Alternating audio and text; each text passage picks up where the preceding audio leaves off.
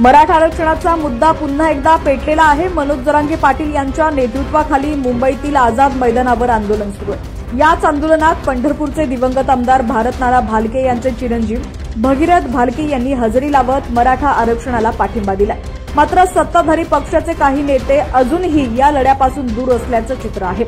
मराठा आरक्षणासाठी सर्वप्रथम आमदारकीचा राजीनामा देणारे दिवंगत आमदार भारतनाना भालके यांचे पुत्र भगीरथ भालके यांनी आज या आंदोलनात सहभाग नोंदवलाय।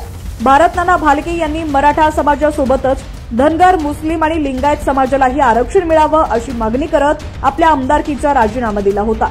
त्यांच्या निधनानंतरही आरक्षणाचा प्रश्न सुटलेला नाही। भगीरथ भालके हे आज आंदोलनात सहभागी होऊन मराठा समाजाच्या भावनांचा त्यांनी आदर केलाय। विशेष म्हणजे येत्या काही दिवसात स्थानिक स्वराज्य संस्थांच्या निवडणुका होणार आहेत, त्यामुळे मराठा समाजाला दुखवणं अनेक राजकीय नेत्यांना धोक्याचं वाटत आहे। सत्ताधारी पक्षाचे काही नेते अजूनही या आंदोलनापासून दूर असले तरी त्यांना आता सावध भूमिका घ्यावी लागत आहे। मराठा समाजाची मतं मिळवण्यासाठी आणि त्यांचा रोष टाळण्यासाठी अनेक पक्षांनी आता मावळ भूमिका घेण्यास सुरुवात केलेली आहे।